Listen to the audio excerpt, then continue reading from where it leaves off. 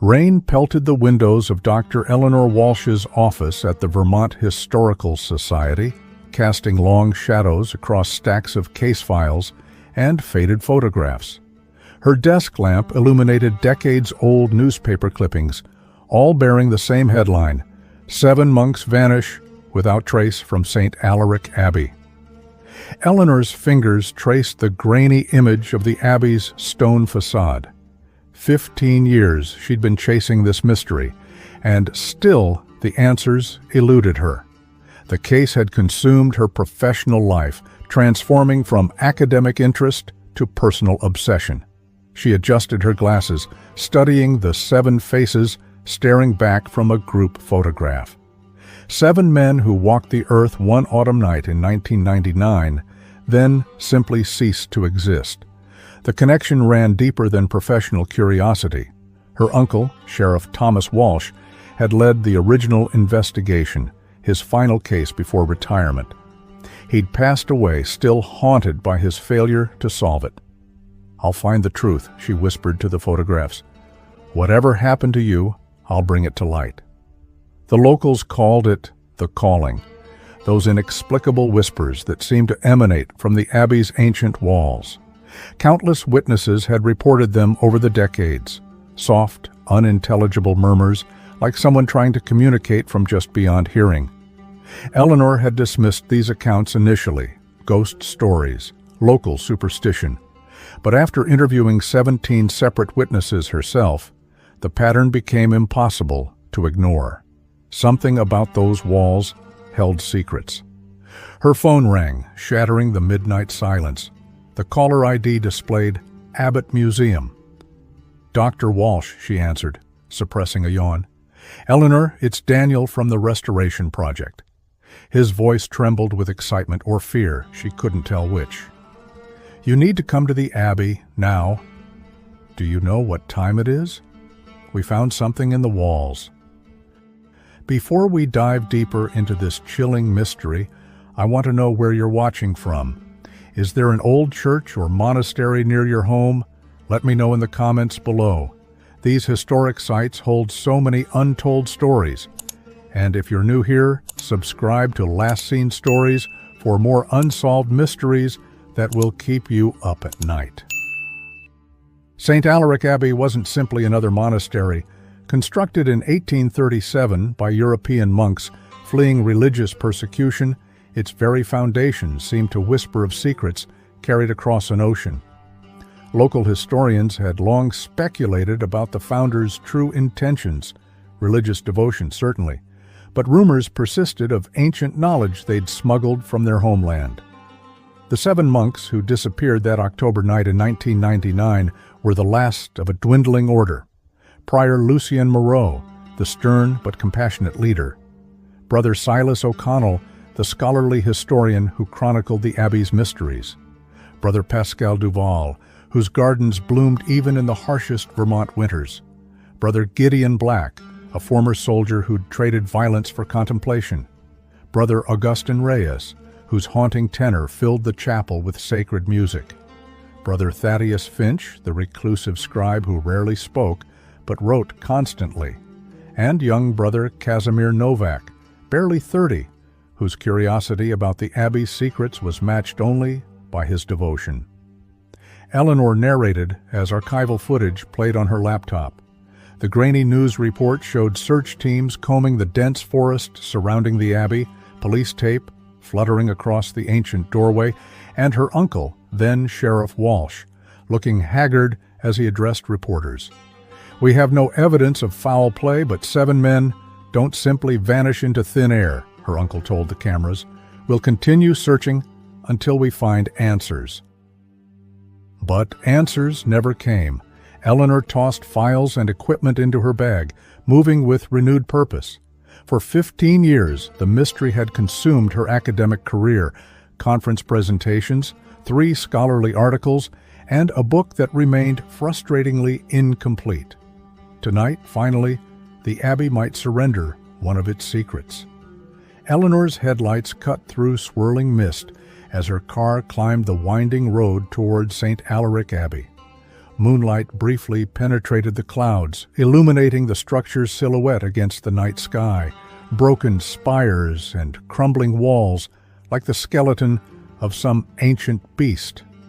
Daniel Abernathy waited at the iron gates, his restoration crew huddled behind him. Their faces appeared ghostly in the beam of industrial floodlights. "You made good time," he said, taking her bag. "Hard to obey speed limits when you call about a breakthrough in a 23-year-old mystery." Inside, the Abbey's great hall echoed with their footsteps. Modern scaffolding contrasted against medieval stonework. Despite the renovation crew's presence, the air hung heavy with solitude, a silence accumulated over centuries.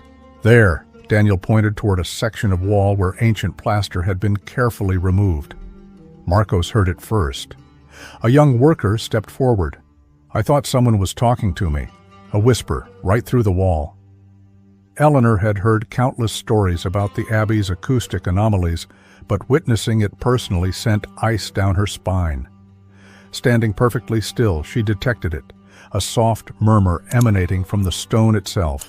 Not wind, not pipes, something else. "Follow me," Daniel said, leading her through a narrow corridor toward the chapter house. The chamber's vaulted ceiling had partially collapsed decades ago. Tarps protected the floor where ancient tiles remained. Workers had erected scaffolding against the eastern wall, revealing a section where stonework had been removed. "We found structural damage and started removing unstable sections," Daniel explained. "That's when we discovered the alcove." Behind the wall, a narrow space, barely large enough for a person, contained objects untouched for decades. Eleanor's breath caught as Daniel handed her latex gloves and a preservation mask. "We've photographed everything in situ, but nothing's been moved." She knelt before the hidden compartment. A monk's robe, the fabric deteriorated but still recognizable, lay folded with impossible neatness. Beside it, a tarnished censer, green with age, still smelled faintly of incense when she leaned close. But it was the leather-bound book that drew her attention. Water damage had warped its pages, but the handwritten text remained legible. A small note was affixed to its cover in Brother Silas's precise script. "For those who seek understanding of our choice." This wasn't just a journal. It was deliberately left as a message to future discoverers. Opening to the final entry, Eleanor recognized the precise handwriting of Brother Silas O'Connell. October 31st, 1999. Her hands trembled as she read the first line. "The voices have grown stronger. They call to us from within the walls." October 31st, 1999. A storm ravaged northern Vermont, uprooting trees and flooding valleys. St. Alaric Abbey stood defiant against nature's assault, as it had for over a century and a half. Inside, 7 monks gathered for Compline, the final prayer service of the day. Their voices joined in ancient chant, rising toward the vaulted ceiling as rain lashed against stained glass. Prior Lucian led the service, his deep baritone anchoring the harmony as Brother Augustine's tenor soared above. The caretaker, Joseph Harding, had taken shelter in his cottage on the grounds. He would later tell investigators he heard nothing unusual, just howling wind and distant thunder drowning all other sounds. Sheriff Thomas Walsh arrived the following morning, responding to Harding's panicked call.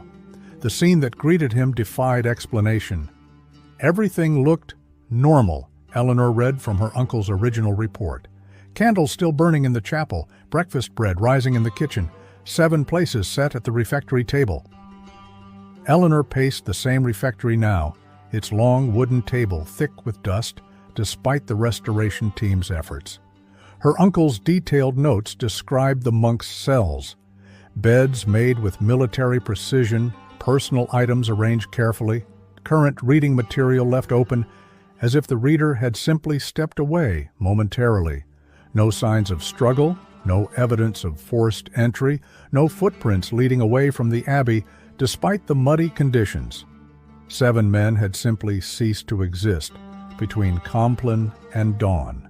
They questioned Harding for 3 days, Eleanor told Daniel, as they examined the chapel where the monks were last seen. Polygraphed him twice. He passed every test. He simply found the abbey empty when he came to ring the morning bell. The investigation expanded rapidly. State police joined local authorities. The FBI sent consultants. Media descended on the quiet Vermont community. For weeks, the story dominated headlines. Then, as inexplicably as the monks had vanished, public interest faded. "My uncle never stopped looking," Eleanor said, running her fingers along the ancient choir stalls where the monks had sat that final night. Even after retirement, he kept files at home, followed leads no one else would touch. She opened Brother Silas's recovered journal, reading aloud from earlier entries. October 17th. Brother Casimir reports hearing voices in the north cloister. Prior Lucian dismisses it as wind through the stonework, but I am not convinced. October 25th. The footsteps continue. Always at night, always in corridors where no one stands. Brother Pascal witnessed it too. Shadows moving without source. October 28th. The voices speak clearly now. They call from within the walls themselves, beckoning us to follow. As Eleanor's voice fell silent, the abbey answered. Soft, unintelligible whispers seemed to ripple through the stone around them. Daniel's restoration crew exchanged uneasy glances. "Tell me you heard that," she whispered. Daniel nodded, his skepticism visibly shaken. "What are they saying?" Eleanor shook her head. "I don't know, but I intend to find out." By dawn, Eleanor had transformed the restoration team's makeshift office into an investigation headquarters. Maps of the Abbey covered one wall, sticky notes marking locations where witnesses had reported the mysterious whispers. Sound recording equipment, directional microphones, digital recorders, and acoustic sensors filled a table. "We'll place these throughout the Abbey," she instructed the team, focusing on spots where the phenomenon seems strongest. Daniel raised an eyebrow. "You really think you'll capture ghost voices?" "I don't know what I'm capturing," Eleanor replied. "But whatever these sounds are, acoustic anomalies, air moving through hidden passages, or something else entirely, we'll document them scientifically." While the team positioned equipment, Eleanor immersed herself in Brother Silas's journal.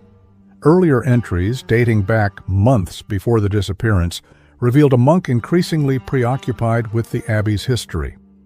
"He kept referencing a chamber," she told Daniel that afternoon. "Listen to this entry from August. The original plan suggests a space beneath the chapter house, though no entrance is marked. Brother Thaddeus believes the founders deliberately concealed it." This investigation is about to take a chilling turn. If you're finding this as fascinating as I am, hit that like button. What do you think the whispering voices are trying to communicate? Share your theories in the comments. Eleanor arranged a meeting with Victor Lawson, a 90-year-old local historian whose family had documented the region's history for generations. The Abbey was never just a religious retreat, Victor told her, his gnarled hands spreading yellowed photographs across his kitchen table. The founding monks brought something with them from Europe, something they feared would be destroyed in the wars. What kind of something? My grandfather called it the sacred burden. They performed rituals unlike traditional Catholic ceremonies. Locals reported strange chanting on certain nights of the year. Eleanor leaned forward. "Did your grandfather mention a hidden chamber?" Victor's eyes narrowed. "You've heard the voices, haven't you? They're calling to you just as they called to those 7. That evening, Eleanor studied the architectural plans Daniel had uncovered during restoration. The Abbey's layout revealed subtle anomalies, wall thicknesses that varied without structural purpose, corridors that seemed deliberately misaligned. "Look at this," she called to Daniel, pointing to the chapter house floor plan. "The dimensions don't match. This wall should be 3 feet thinner, based on the exterior measurements." As if responding to her discovery, The digital recorders began capturing clearer sounds. Words emerged from the static. Below. Chamber. Follow. The ground-penetrating radar confirmed her suspicion the next morning. Beneath the chapter house lay a space approximately 20 feet square, a room appearing on no official plans of the Abbey. "It's been there all along," Eleanor whispered, staring at the radar image, hidden in plain sight. Eleanor's research led her to dust-covered archives in church basements and university collections across New England. The founding of St. Alaric Abbey in 1837 had never been officially sanctioned by the Catholic Church, a detail overlooked in most historical accounts. "They called themselves the Order of Vigilant Silence," she explained to Daniel as they pored over documents in the Restoration Office. "Officially devoted to contemplative prayer, but their private writings suggest another purpose entirely." Letters between the founding monks revealed cryptic references to artifacts of immeasurable significance and knowledge too dangerous for common understanding. These founders hadn't merely fled European wars, they had rescued objects they believed possessed supernatural properties. "Brother Silas knew," Eleanor said, connecting the historian monk's journal entries with these earlier documents. "Look at his research notes from the month before the disappearance. He was tracking down the same historical threads we are." A critical entry from September caught her eye. The celestial alignment approaches, the same configuration that prompted our founders to establish the order. It occurs only once every 162 years when the veil between worlds thins. October 31st, 1999 marks the precise moment. We must be prepared. Local interviews painted a more complex picture of the Abbey and its final inhabitants. A woman who'd delivered supplies to the monks monthly reported Brother Casimir appearing increasingly agitated in his final weeks. "He asked if I ever heard voices in the Abbey," the woman recalled. "When I said no, he seemed almost disappointed, said, 'They're getting louder. They want something from us.'" Eleanor discovered references to the calling in local folklore dating back generations. Stories of visitors to the Abbey hearing whispers that urged them toward certain areas of the grounds. Some claim to have followed these voices only to find themselves standing before blank walls or empty corners. Architectural experts Eleanor consulted confirmed the Abbey's unusual acoustic properties. The curved walls, the specific stone used, even the height of certain chambers, they create natural amplification and echo effects that could certainly produce what sounds like whispering, one specialist explained. Yet these scientific explanations failed to account for the specificity of the words now being captured on Eleanor's recording equipment. As twilight descended, Eleanor found herself drawn to the chapter house. The whispers grew more insistent after dark, as if whatever generated them gained strength from the absence of light. Follow, below, time, sacrifice. The disembodied voices seemed to swirl around her, emanating from the very stones. Daniel found her there an hour later, standing perfectly still in the center of the room, her head tilted as if listening intently. "Eleanor?" She turned, her eyes reflecting the beam of his flashlight. "I know where to look now. They've been guiding us all along." Morning brought the full restoration team and 2 structural engineers to the chapter house. Eleanor directed them to remove the central flagstone, a massive piece of slate that had always been assumed to be part of the original foundation. "The journal mentions a keystone that is not a stone," she explained. "I believe the monks deliberately misnamed this piece in their records to hide the entrance." Hours of careful work revealed her theory correct. Beneath the flagstone lay not dirt or foundation material, but a narrow stone staircase spiraling downward, cool air carrying the scent of ancient dust wafted upward. "Some of you should stay here," Eleanor said, securing a helmet with a mounted light. "In case?" "In case what?" In case the whispers weren't merely acoustic phenomena? In case whatever took 7 monks still waited below? Daniel stepped forward. "I'm coming with you." The staircase descended in a tight spiral, each step worn smooth by generations of feet. Eleanor counted 37 steps before the passage leveled into a narrow corridor. The beam of her helmet light revealed walls covered in intricate carvings, symbols that appeared neither fully Christian nor pagan, but some hybrid iconography unique to this place. The corridor ended at a heavy wooden door, its surface etched with the same mysterious markings. No lock or handle interrupted its smooth face. "How do we—" Daniel began. As if responding to his voice, the door swung inward on silent hinges. The chamber beyond stole Eleanor's breath. Perfectly circular, with a domed ceiling from which a single shaft of natural light descended, some hidden channel connecting to the world above. 7 alcoves were carved into the walls at equal distances, each containing a stone bench. In the center of the room stood a circular altar, and upon it, arranged with ceremonial precision, lay 7 objects: a prior's cross, a historian's quill, a gardener's trowel, a soldier's medallion, a choir master's pitch pipe, a scribe's inkwell, and a young monk's rosary. "My God," Daniel whispered. But Eleanor's attention had already moved to the alcoves. In each one sat a figure in perfect meditation posture, back straight, hands folded in prayer. 7 monks, their bodies mummified by the chamber's unique atmospheric conditions, their faces serene beneath cowls that had protected them from time's ravages. And there, clutched in Brother Silas's preserved hands, lay a leather-bound volume, identical to but far more complete than the journal found in the wall alcove. This was clearly the Master Chronicle, while the hidden journal had been deliberately placed as a clue for whoever might follow their path. Eleanor also noticed an ancient mechanical device near the entrance, a complex system of counterweights and levers attached to the door. "Look," she pointed, "a sealing mechanism. It would have allowed them to close and lock the door from inside the chamber." The whispers that had led them here suddenly intensified, surrounding them not with indistinct murmurs, but with a chorus of clear, unified voices chanting in ancient Latin. Eleanor felt no fear, only a profound understanding washing over her.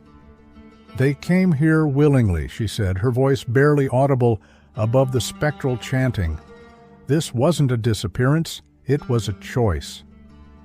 Brother Silas's complete journal revealed the truth in painstaking detail. For months before their disappearance, the monks had been translating ancient texts hidden beneath the Abbey since its founding. These manuscripts described a recurring celestial alignment that would, according to their beliefs, temporarily thin the barrier between worlds.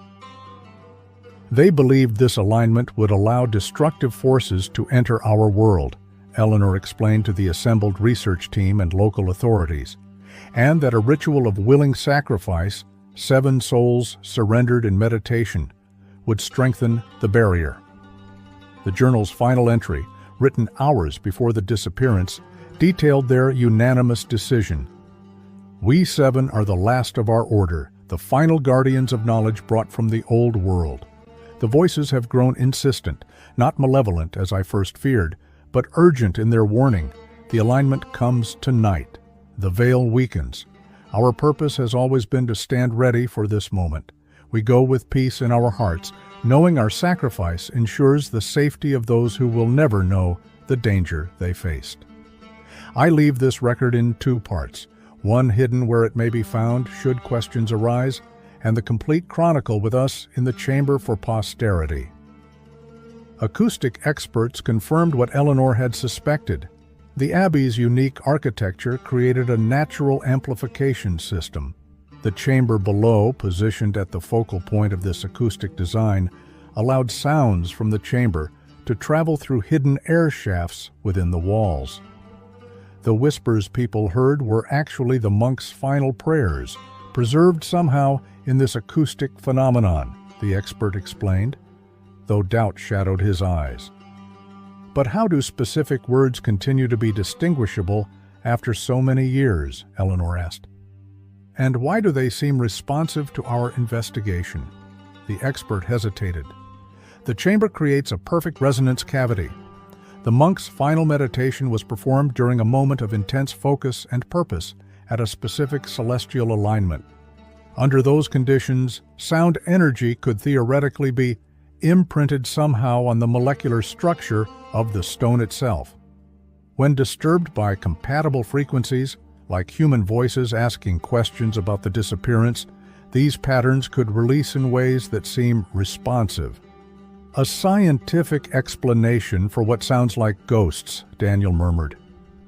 "Or perhaps," Eleanor suggested, "the line between science and the supernatural isn't as clear as we like to think."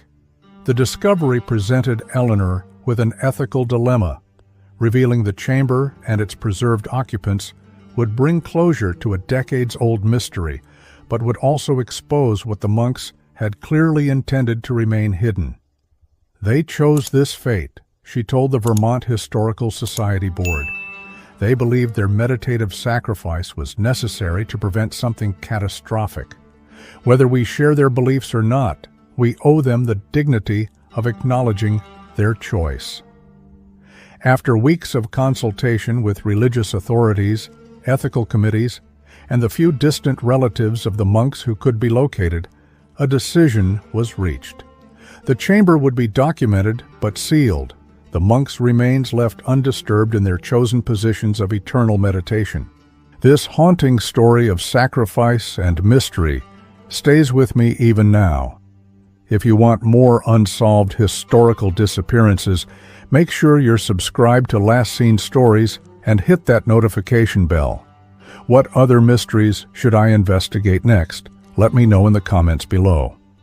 1 year later, St. Alaric Abbey reopened to the public as a historical site. Visitors could tour the restored chapel, cloisters, and living quarters, learning about centuries of monastic life through carefully curated exhibits. A simple memorial plaque honored the 7 monks who had disappeared in 1999.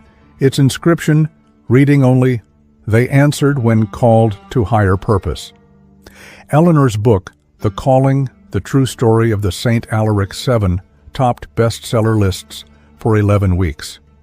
Its measured approach, balancing supernatural possibilities with rational explanations, brought a sense of closure to the community that had lived with the mystery for nearly a quarter century. The hidden chamber remained sealed as agreed, though its existence was acknowledged in the historical record. Eleanor had kept her promise to the monks, ensuring their final resting place would remain undisturbed while their story was finally told. On the anniversary of the discovery, Eleanor returned alone to the Abbey. The restoration was complete, the scaffolding long removed. Sunlight streamed through restored stained glass, casting jewel-toned patterns across stone floors worn smooth by centuries of devotion. She made her way to the chapter house and stood silently above the sealed entrance to the chamber below. From her bag, she removed 7 small candles, lighting each one and placing them in a circle on the floor. "You chose your fate," she whispered to the silent stones. "You believed your sacrifice would save others from something terrible.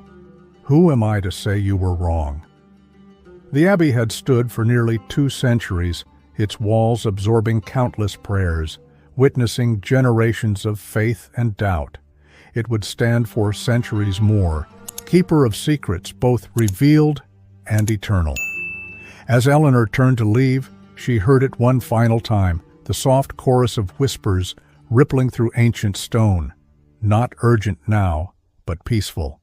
Not calling, but affirming. A tour group entered the far end of the corridor as she walked away, their guide explaining the Abbey's acoustics and the legend of voices in the walls. Eleanor smiled as she passed them, nodding politely at their curious glances. Behind them, a young woman paused, her head tilted as if listening to something only she could hear. For a moment she seemed poised to follow the whispers toward their source, another called as generations had been before her. Some mysteries, Eleanor reflected as she stepped into the sunlight, are never truly solved. They merely find new keepers for each generation, echoing through time like whispers in ancient walls.